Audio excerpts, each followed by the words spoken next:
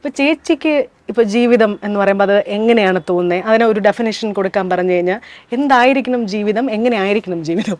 ഓ, എന്തായിരിക്കണം എന്ന് പറഞ്ഞാല് ജീവിതം ഈ പറഞ്ഞ പോലെ നമ്മൾ ഒരു 5 കൊല്ലം മുമ്പുള്ള എൻ്റെ ശരികൾ ഇന്ന് ശരിയല്ല. അങ്ങനെ അങ്ങനെ ശരിയല്ലാത്തൊരു ഒരുപാട് കാര്യങ്ങൾ ഉണ്ടായിട്ടുണ്ട്. എൻ്റെ കാഴ്ചപ്പാടുകളൊക്കെ ഒരുപാട് മാറിയിട്ടുണ്ട്. അത് ഓരോന്നിങ്ങനെ എടുത്തു പറയാനായിട്ട് എനിക്കില്ല. പക്ഷെ ഒരു 10 വർഷം മുൻപ് ഞാൻ ചിന്തിച്ചിരുന്നത് ഞാൻ പൂർണ്ണമായിട്ടും ഒരാളിൽ അടിമപ്പെട്ട് ജീവിക്കണം.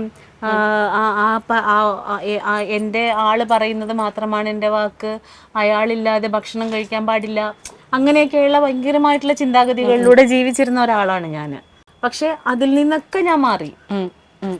ആണായാലും പെണ്ണായാലും സ്വന്തം കാലിൽ നിൽക്കണം, അവർക്കൊരു ഫിനാൻഷ്യൽ ഇൻഡിപെൻഡൻസ് വേണം, അതിനുള്ള ഒരു വഴി അവർ കണ്ടെത്തണം എന്നുള്ളതൊക്കെ എനിക്ക് പിന്നീടാണ് മനസ്സിലായത്. ഞാൻ ആക്ച്വലി BEd വരെ പഠിച്ച ഒരാളാണ്. പക്ഷെ അതിനൊന്നും ഞാൻ ട്രൈ ചെയ്തില്ല. എനിക്ക് എങ്ങനെയെങ്കിലും കല്യാണം കഴിച്ചൊരു കുഞ്ഞുമായിട്ട് അങ്ങനെ ജീവിക്കണമെന്ന്. പക്ഷെ ജീവിത ലക്ഷ്യം തന്നെ കല്യാണം കഴിക്കുക അങ്ങനെയൊക്കെ ആയിരുന്നു. ഞാനൊക്കെ വളർന്നു വന്നൊരു സാഹചര്യത്തിന്റെ ആയിരിക്കും, ആ ഒരു കാലഘട്ടം അങ്ങനെയൊക്കെ ആയിരുന്നു. പക്ഷെ പിന്നീട് മനസ്സിലായി ഒരു ജോലിയുടെ പ്രസക്തി എന്താണെന്നും നമ്മളുടെ കയ്യിൽ ഒരു 10 രൂപ ഉണ്ടെങ്കിൽ അതിന്റെ ഒരു ബലം എന്താണെന്നൊക്കെ ഉള്ളത് പിന്നീടാണ് മനസ്സിലായത്. അത് അപ്പം ഇപ്പോ ജീവിതം എന്ന് പറയുന്നത് ഇതെല്ലാം കൂടി എന്താ പറയാ, നമുക്ക് കുറെ ഡ്യൂട്ടീസ് ഉണ്ട്. നമ്മൾ എത്ര ഇല്ലാന്ന് പറഞ്ഞാലും നമ്മൾ ചെയ്യേണ്ട കുറെ കാര്യങ്ങളുണ്ട്.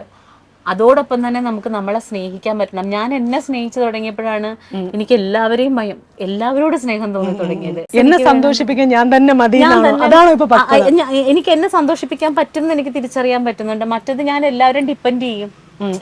എനിക്ക് ആരുമില്ല, എനിക്ക് ആരില്ലെങ്കിലും കുഴപ്പമില്ല, എനിക്ക് എന്നെ സ്നേഹിക്കുന്ന വളരെ കുറച്ച് ആൾക്കാരും മതി, ബാക്കി എനിക്ക് എന്നെ നോക്കാൻ അറിയാം എന്നുള്ള വലിയൊരു തിരിച്ചറിവാ അത്.